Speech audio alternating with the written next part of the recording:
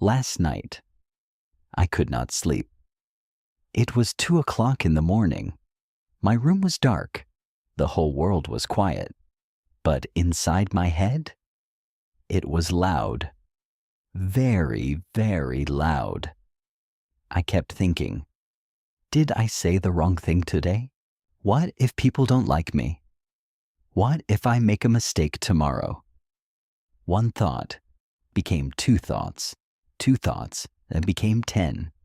10 thoughts became 100. And before I knew it, it was 4 in the morning. I never slept. Do you know this feeling? Have you ever been lying in your bed with a quiet room around you, but a storm inside your mind? If yes, this video is for you. Welcome to Learn English with One Question. I am your host, David Phill. And today we are going to answer one big, important, very human question. Why do people overthink? Today you will learn real English words, real English phrases, real English expressions, the kind of English that real people use when they talk about real feelings. So stay with me, don't go anywhere. Let's begin. I want to tell you a story. This is the story of a young man named Adam. Adam was a university student. He was 22 years old. He was smart. He was kind. He had good friends. But Adam had one big problem. He could never stop thinking. One day, his professor asked the class a question. Adam knew the answer. He was sure of it. He raised his hand. And then he put it back down. Because the thoughts started. What if my answer is wrong? What if everyone laughs at me? What if the professor thinks I am stupid? What if I pronounce the word incorrectly? And so, Adam said nothing. The class ended. Another student gave the answer. It was the same answer Adam had in his mind. Adam walked out of the classroom, feeling defeated. Defeated. This is our first vocabulary word today. When you feel defeated, you feel like you lost, like you failed. Before you even tried? Adam felt defeated because he let his thoughts stop him. This happened again, and again, and again. Adam stopped raising his hand in class. He stopped applying for jobs because he was afraid of rejection. He stopped calling his friends because he was worried they were angry at him. His world became smaller, and smaller, and smaller. All because of overthinking. Maybe you know someone like Adam. Or maybe you are Adam. It's okay, you are not alone. Scientists say that almost 73% of young adults struggle with overthinking. That means, if you're in a room with 10 people, 7 of them are thinking too much about something right now. 7 out of 10. You are not alone. So now, the big question. Why do people overthink? I am going to give you 3 reasons. 3 clear, simple reasons. And with each reason, I will teach you important English words and phrases. Are you ready? Let's go. Reason number 1. The brain wants to protect you. Your brain is not your enemy. When you overthink, your brain is actually trying to help you. Here is how it works. Long, long ago, thousands of years ago, humans lived in a dangerous world. There were lions, there were wolves, there were enemies. The brain learned to anticipate danger. Anticipate. This is our second vocabulary word. When you anticipate something, you think about it before it happens. You prepare for it. You expect it. Your brain learned to anticipate danger to keep you safe. But here's the problem. Today, there are no lions chasing us. There are no wolves outside our door. But our brain still works the same way. So instead of thinking about lions, we think about emails. We think about conversations. We think about what other people think of us. Our brain sees these small things and treats them like big dangers. And so it thinks, and thinks, and thinks, trying to protect us from a lion. That does not exist. Your brain loves you. It just worries too much. A little like a mother who calls you 10 times a day. Now, let me teach you a very useful phrase in English. The phrase is, to spiral out of control. When your thoughts spiral out of control, they start small, and then they grow bigger and bigger and bigger, until they feel impossible to stop. Like a small snowball rolling down a mountain. It starts small, but by the bottom, it is enormous. That is a spiral. Adam's thoughts spiraled out of control every time he raised his hand in class. One small thought became 100. Reason number 2. Social media and the comparison trap. Now, I want you to think about your phone. How many times did you check it today? 10 times? 20? 50? Every time you open social media, Instagram, TikTok, YouTube, what do you see? You see beautiful people. You see successful people. You see happy people. And your brain says, why am I not like them? Why is my life not like that? Am I good enough? This is called the comparison trap. Our third vocabulary word today, comparison. Comparison is when you look at yourself and then look at someone else and measure who is better.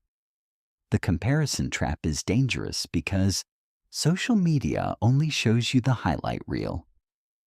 Highlight reel. This is a wonderful English expression. A highlight reel is a short video of only the best moments. In football, you don't see the missed shots. You only see the goals. On social media, people only show their goals, their holidays, their smiles, their perfect food. They do not show you the crying at midnight. They do not show you the failed relationships. They do not show you the days when they felt completely lost. But your brain doesn't know that. Your brain compares your behind the scenes to their highlight reel. And of course, you feel like you are not enough. And so you overthink. I need to be better.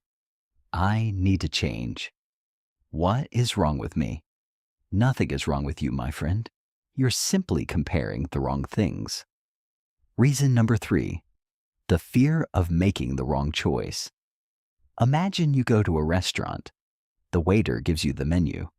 The menu has 200 dishes. 200. Now you sit there looking at the menu. Should I order the pasta? But the pizza looks good. But maybe I should be healthy and order the salad. But I really want the pasta. But what if the pasta is not good? What if I regret it? By the time you decide, you are exhausted. You haven't even eaten yet. This is called decision fatigue. Decision fatigue, our fourth vocabulary word. Decision fatigue is when you feel tired and stressed because you have to make too many choices. We live in a world with too many options, too many careers to choose, too many people to compare ourselves to, too many paths to take. And the more options we have, the more we overthink, because we are afraid of one thing: regret. Regret is our fifth vocabulary word. Regret is the sad feeling you get when you make a choice, and then you wish you had chosen differently. I should have studied harder. I should have said yes. I should have taken that job. Overthinking is our brain's way of trying to avoid regret. But here is the truth. You cannot think your way to a perfect decision. Sometimes you just have to leap. To leap.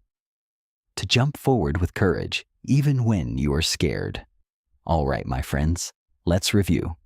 Today you learned 5 important English words. Let me say each one again, slowly and clearly.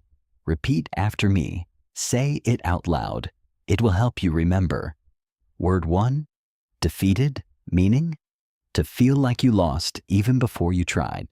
Example sentence. Adam felt defeated when he put his hand down in class. Common phrase, I feel defeated. Use this when you feel hopeless or tired of trying. Word 2, anticipate, meaning to think about something before it happens, to expect it. Example sentence. Our brain learned to anticipate danger to keep us safe. Common phrase, I didn't anticipate that. Use this when something surprises you. Word 3, comparison, meaning measuring yourself against someone else. Example sentence. Social media creates a dangerous comparison trap. Common phrase, stop making comparisons. Use this when someone is being too hard on themselves. Word 4, decision fatigue, meaning the tired, stressed feeling from making too many choices. Example sentence. After choosing from 200 dishes, I experienced decision fatigue. Common phrase, I have decision fatigue today. A very modern natural phrase to use. Word 5, regret, meaning the sad feeling when you wish you had chosen differently. Example sentence. Overthinking is our brain's way of trying to avoid regret. Common phrase. I don't want to have any regrets. A very powerful, emotional phrase. And remember these two important expressions. To spiral out of control. When your thoughts grow bigger and bigger and become impossible to stop. And the highlight reel. When people only show their best moments, not their real life. These are the words that English speakers use in real conversations, in movies, in books, in everyday life. Now you know them too. Okay, time for our quiz. I will ask you 3 questions. Think about the answer. Say it out loud. Then I will give you the answer. Ready? Question 1. If your thoughts start small but grow bigger and bigger until you cannot control them, what English expression do we use? The answer is to spiral out of control. Very good if you got that one. Question 2. Adam felt like he lost before he even tried. What is the English word for this feeling? The answer is defeated. Excellent. Question 3. When social media only shows the best moments of someone's life, what do we call it? The answer is the highlight reel. You did amazing. I am so proud of you. Before I go, I want to say something important. If you are someone who overthinks, if you are someone who lies awake at night with a loud, busy mind, please know this. Your brain is not broken. You are not weak. You're not strange. You're simply a human being with a brain that cares too much. And caring too much? That is not a flaw. That is a gift. The world needs people who feel deeply, who think carefully, who take things seriously. You just need to learn when to let your thoughts rest. And you will. I promise.